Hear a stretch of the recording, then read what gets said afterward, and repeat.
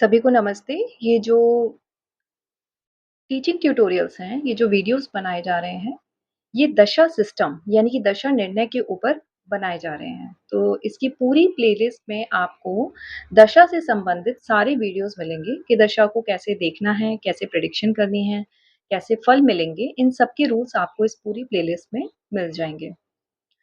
सबसे पहले हम समझते हैं कि दशा क्या है? जैसा कि हम समझते हैं कि दशा का इंग्लिश में मीनिंग होता है कोई कंडीशन, किसी की स्थिति या पीरियड।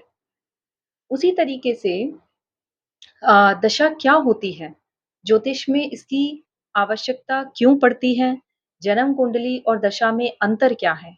और भविष्यवाणी करते समय दशा क्यों इतनी इम्पोर्टेंट मानी गई है? जब भी हम किसी व्यक्ति की कुंडली देखते हैं, तो सबसे पहला क्वेश्चन हमारे मन में यही आता है कि भई इस व्यक्ति के जीवन में क्या-क्या हो सकता है? लेकिन दूसरा और उससे भी ज़्यादा इम्पोर्टेंट क्वेश्चन ये भी आता है कि ये घटना मतलब जो हो सकता है वो कब घटेगा? यानी कि ये सब कब होगा? ये चीज़ जो है ना कब होगा, इसे हम दशा प्रणाली से समझते हैं, यानी कि इसके लिए हमें दशा की आवश्यकता होती है, कि पर्टिकुलर प्लैनेट की जब दशा चलेगी तो उससे संबंधित इवेंट इस व्यक्ति के जीवन में घटेगा। बहुत ही सिंपल लैंग्वेज में अगर हम इसे समझें, तो दशा किसी ग्रह का वो समय होता है जब वह अपने कारकत्व यानी कि सिग्निफिकेशंस और अपने स्वामित्व वाले भाव यानी कि जो उसको लॉर्डशिप मिली है कुंडली के अंदर, जो चार्ट के अंदर जो उसे लॉर्डशिप मिली है, वो हाउसेस और अपनी स्थिति के अनुसार, स्थिति का मतलब हो गया मैलेफिक है, बेनेफिक है, एफ्लिक्टेड तो नहीं है, वीक है, स्ट्रॉन्ग है, ये उसकी स्थिति कहलाती है। उसके अनुसार जीवन में वो प्रमुख रूप से फल देता है, वो समय होता है। अब और भी इसे सिम्प्लीफाई करें तो दशा एक ऐसा टाइम पीरियड है, जिसमें कोई भी ग्रह सबसे अधिक एक्टिव होकर अपना प्रभाव दिखाता है, ठीक है? अपने रिजल्ट्स देता है। ध्यान में हमें ये रखना है कि ग्रह जो हैं, घटनाएँ बनाते नहीं हैं। वो नहीं बनाते कोई भी घटना, बल्कि जन्म कुंडली में पहले से मौजूद कर्मों के फल को सही समय पर प्रकट करते हैं। इसलिए ज्योतिष में जन्म कुंडली और दशा दोनों का अध्ययन साथ में ही किया जाता है। ठीक है? दशा देखना बहुत इम्पोर्टेंट है। तो अब हम इसमें ये देखेंगे कि केवल अ, जन्म कुंडली पर्याप्त क्यों नहीं है?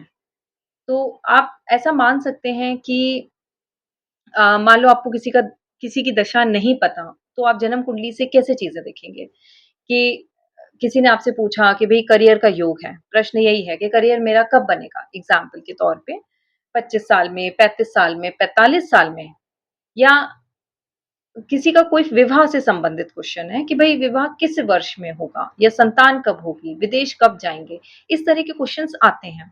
तो वो कब का जो आंसर है ना, जन्म कुंडली केवल देखेंगे तो आपको ये पता चलेगा इसकी कुंडली के अंदर विवाह का तो योग है, संतान का तो योग है, करियर का तो योग है, लेकिन कब होगा, ये कब का जो आंसर है, ये हमें दशा प्रणाली बताएगी यानी कि दशा सिस्टम बताएगा। हॉरोस्कोप और दशा में क्या डिफरेंस है?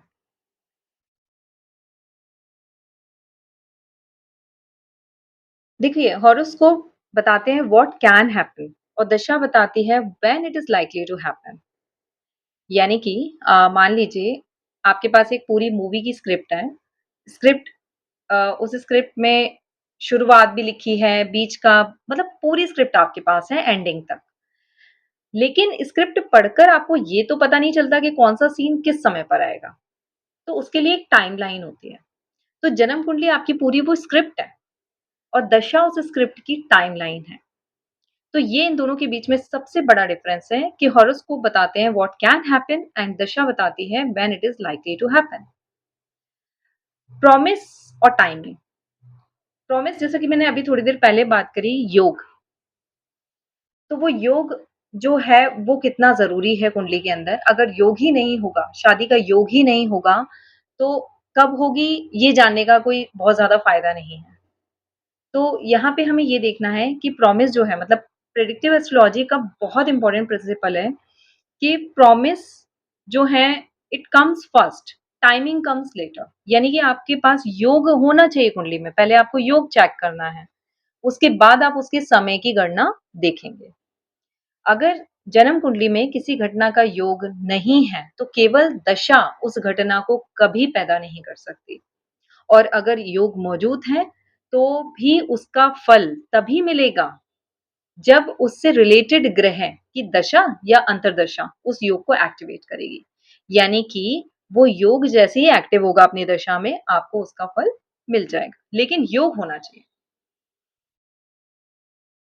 इसलिए भविष्यवाणी करते समय हमेशा 2 क्वेश्चन्स तो पूछने ही चाहिए। क्या ये घटना जो है, वो कुंडली में एक तरह से उसका प्रॉमिस है? और अगर उसका प्रॉमिस है, प्रॉमिस मतलब योग, अगर उसका प्रॉमिस है, तो उसका टाइमिंग क्या है? इससे आपकी प्रेडिक्शन का जो एक बेस है, वो तैयार होता है।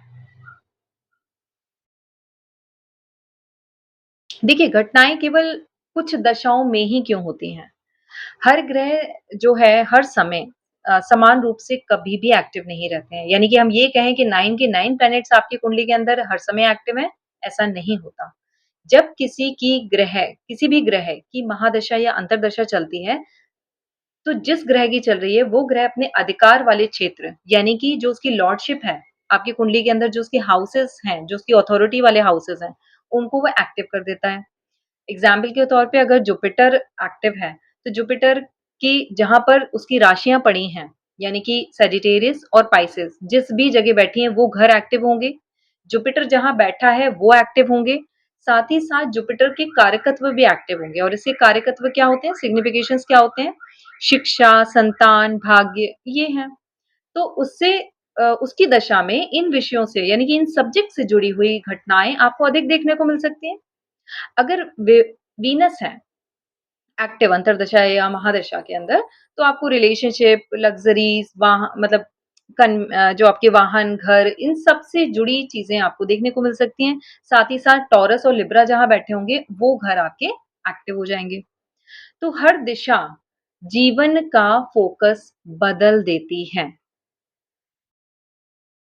ओके, सो अब हम बात करेंगे क्या केवल एक ही दशा सिस्टम है? तो ऐसा नहीं है।